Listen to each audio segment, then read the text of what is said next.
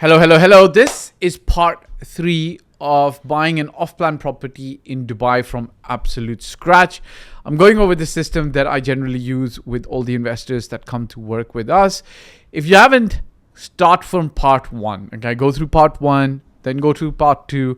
This is part 3, which is the property selection phase. Okay, so part 1 was done. Part 2, I talked about how to develop a plan, a strategy. Okay, so hopefully you answered all the right questions in the right way to be able to get clarity on where your property search should be focused on, how you should be starting, so on and so forth. Now you can put that plan on paper, you can put it in AI, so on and so forth. Now, once you've got that plan on paper, I'm going to give you a very simple template for you to start implementing that plan. The first stage, okay? You take an A4 paper, okay? Take an A4 paper, fold it into fold it once, fold it twice, fold it 3 times, and voila. What you have is you've got 8 boxes. 1, 2, 3, 4, 5, 6, 7, 8, okay? And you can see I've split them right in the middle. What you're going to do is you're going to write down here, okay, your general plan, okay? So what you're going to do, let's say you've decided that you've got to have a 4-bed villa or a townhouse, okay? You've identified the communities you want, what kind of lifestyle you have. You've identified the type of bedrooms you want. You've identified the price. You've identified a few things that are very super critical for you. So you write them down here. You can actually even split this box into 2 parts. Okay, you can actually split this part into 2 boxes. Well, I've never done this before, but this is interesting. How to split it further. Okay.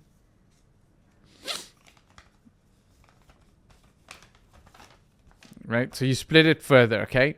So here you've got, let's say on top you write your name. Over here I'm writing my name. You might even use a highlighter. Okay, and then highlight the stuff over here, okay? Now, what I'd like you to do on this side, again, you can divide it into 2 parts, okay? On this side, you're going to write down your initial thoughts on which areas you might want to start focusing on, okay? So you might write area 1, area and developer. Area 1, area 2, developer 1, developer 2. You've got to remember, the execution of your plan is still at a very initial stage. So you're not trying to get it perfectly right, okay? What you're just doing is you're writing some location, some developers, and some project names, okay? So you're writing area 1, area 2, developer 1, developer 2, project 1, project means what developments are happening, project 2, project 3, so on and so forth, okay? Now that you've got this, now you go to the main property portals in Dubai. Now, guys, just remember this. You're at an early stage. You're not going to get 100% perfection on your property instantly, okay? It is a process. The process means you go through looking at a few different things to be able to find what is the perfect fit for you. It's kind of like when you go looking for, I don't know, let's say the best suit you want to buy, okay? Now, you might have gone through the process of buying many suits over a number of years, so you have that perfect bespoke designer, tailor, and you go straight to him. But if you're at the early stage, you might buy a suit off the rack. You might select different suits in different places. You might choose one bespoke tailor. You might get the suit made from him. It might not work out, so on and so forth, okay? Similarly, if you're trying to get a wedding dress, you're going to go and maybe meet a few designers, and you're going to ask these designers for advice and guidance on which suits and so on and so forth seem best, look best, will be awesome for you, right? So in the beginning, you're not making your perfect mind. You're keeping an open mind, a little bit of an open mind, but guided by your plan. When you go to the property portals, here's what I need you to do, okay? All the property portals in Dubai, there's 2 or 3 or 4 big ones, okay? Find them online, just Google them, okay? They will give you the ability to filter. What does filtering mean? So if you said over here, 4-bed, community, price, these filters will be very easily available, okay? And if it's off plan, then you're gonna click unready right now, right? Filter it out. Now here's something that you've got to look at, okay? One of the major big filters for you is generally going to be pricing, okay? What you're gonna make sure is that you are not squeezing your price in a very narrow range to what you expect to pay. In the beginning of your search, you keep price wide. What do I mean by wide? So let's say you identified a townhouse for 5 million dirhams or a villa for 5 million dirhams. In the beginning, you're going to look for villas at 7.5 million dirhams, even 10 million dirhams. Okay, I wouldn't suggest going double, but say you go up to 7.5 million dirhams and you look at villas at 3.5 million dirhams. So even though you're absolutely comfortable with spending and committing to 5 million dirhams, you will look at 7.5 million dirhams and you will look at 3.5 million dirhams. 2 reasons, okay? 2 reasons. Number one, there is a genuine possibility that you could find something amazing at 4 million. So why pay the extra million? There is a genuine possibility that you could find something that is absolutely gorgeously great for you at 6.5 million, and that extra million dirhams is not going to break the bank. You can easily afford it, and in fact, you really want to do that, okay? So then you'll just push your budget up by 1 million. If you cannot spend more than 5 million, okay, by looking at things at 7.5 or 6.5, when you find that house or villa or townhouse at 5 million, you will know exactly when you're getting a very good deal. What do I mean by this, okay? Because you would have looked at prices, and the market prices the villas. It's not the brokers, okay? How many transactions are happening at what price level is how the market decides the price of a certain thing, okay? So when you look at something at, let's say, 6.5 or 7 million, and if you can't afford it, that's fine. If you can't pay for it, that's fine. What's going to happen is right here in this zone, at the 5 million mark, when you find that house that's beautiful, that's got that extra space, that in your mind, because now you've already become a little bit of an expert, you know what a house at 6.5 looks like, you're going to know what a good deal at 5 million looks like. Similarly, when you look at houses at 3.5 or 4 million, you're going to know why 5 million may be the better price range for you. And if your price range is not correct, you might decide to push it up, but you will be pushing it up based on actual data of visits and so on and so forth. Okay, so go a little bit high, go a little bit low, and then what you do is you start filling these boxes up. Okay, and you can do more papers like this, right? So let's say we chose area 1. Okay, you're gonna start filling this up with the available options in area 1, available options in area 2, available options by area 3, and then it's going to be a little bit of a mixture of developers as well, but that's okay. All right, that's okay. Once you've got all of this down, you then pick up the phone and you call. I'm smiling because now you're going to like really call agents. Okay, now the game begins. Why? Because the moment you call agents, you are for them the ticket to lunch or ticket to an Hermes bag, which is not, I'm not saying it in a bad way, guys. They're in this business to sell you a property. You are looking to buy a property. So when the moment you call an agent, obviously it's game on, right? You're going to have to start dealing with real people, okay? Here's a couple of things you want to ask the agents, okay? Call them and ask them. By the way, there's also going to be an available chance of filtering out from like first sale properties, which means these are off-plan properties, okay? Here's the thing. At this stage, remember, you're still trying to gather information, okay? There's a couple of there's a couple of questions you want to ask the agent.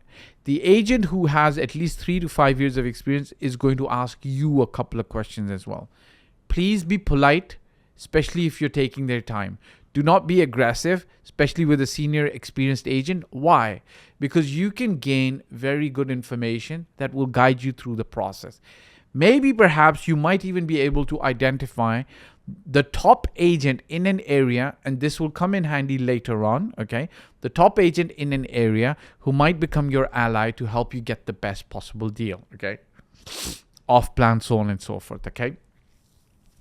Now you might say, well, if I'm buying off plan, why am I not going to the developers directly? That's okay. You can go to the developers directly. By all means, do that.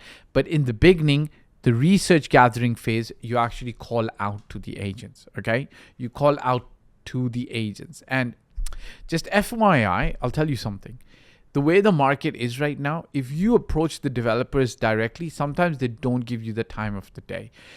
If you're approaching them with an agent, they might give you the time of the day because the developer's agent knows that they can make a quick 1 hour, 40 minute, 30 minute, 20 minute presentation to you. But that developer, that agent who's not a developer agent, and I'll tell you the distinction right now, will then be able to look after you. Developer sales agents are very different. They work with a developer. Their only job is to sell that developer's property. A regular broker or an agent in the market can actually help you purchase a property from anywhere in the market, from any developer, okay? So notice the difference. My suggestion ideal would be you work with one agent or a couple of agents if you like, who can guide you into the market, okay? When you start calling these agents, especially on the first sales, start asking them some questions about the properties that they're selling.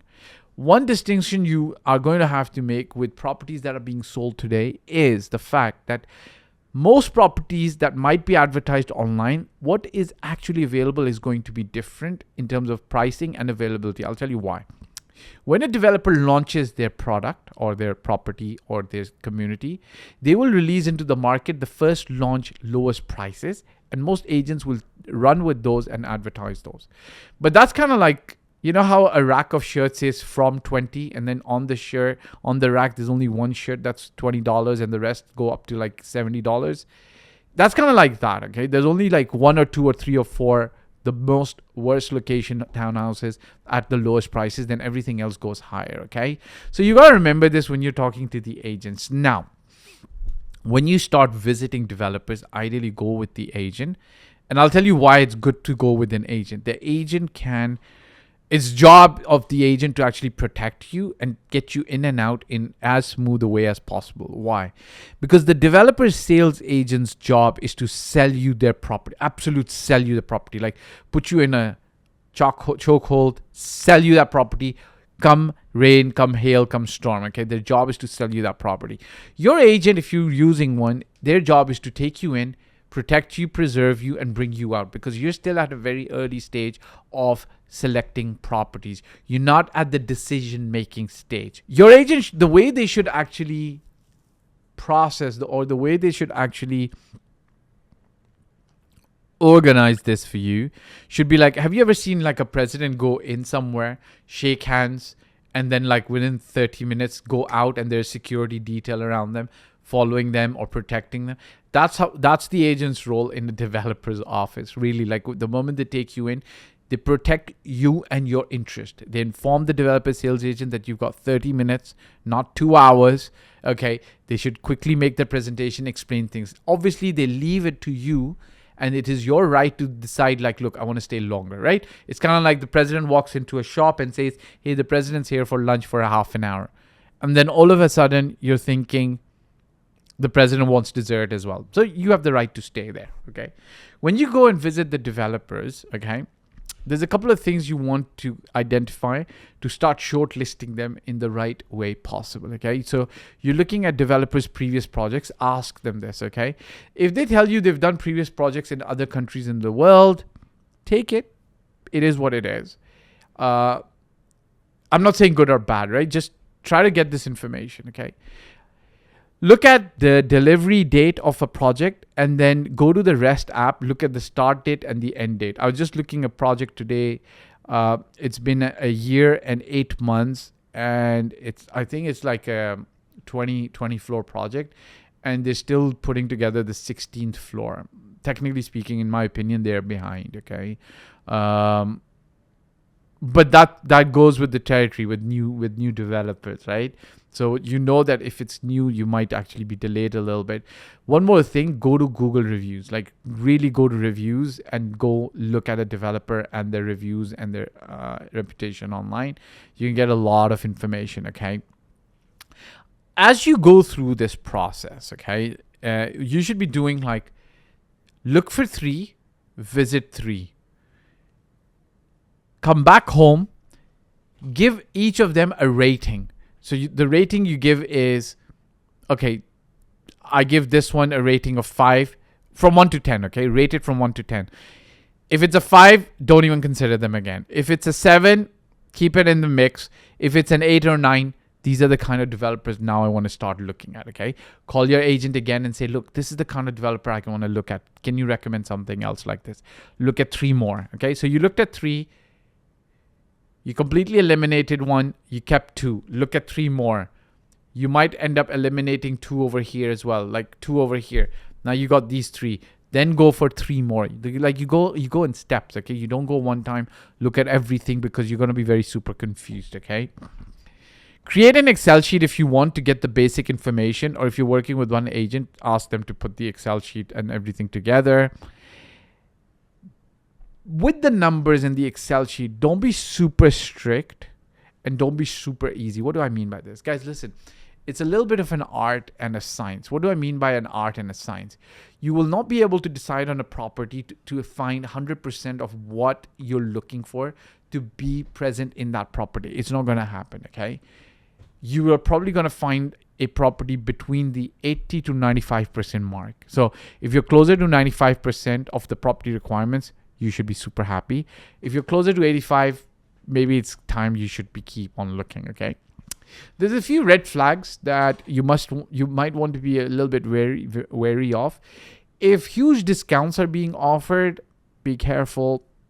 We're not in the discount market. You've got to be wary. Like, I'm not saying that all discounts are bad, but you've got to have to be a little bit careful with the way discounts are being plotted and the way discounts are being offered to you. You're going to have to be a little bit careful, okay?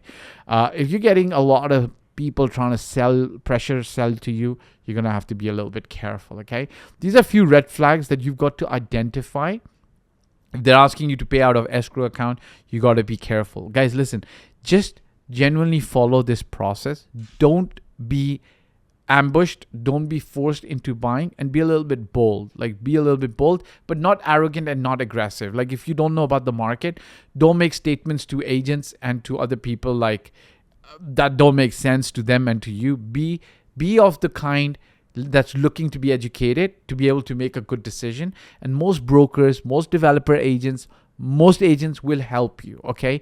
But if you're arrogant, if you think that you know a lot more and you've never done a transaction in Dubai, you've bought maybe 1 or 2 properties in other countries, then you'll come across as somebody who's being very arrogant, and agents will not want to actually help you and educate you. Hope this helps. These are small steps that you take to be able to buy a property in the Dubai market the right way. Check out for part 4. That's when we start getting into negotiations. Click the like, subscribe, and bell icon. If this made sense, share it with other people. If it doesn't, put something in the comment section.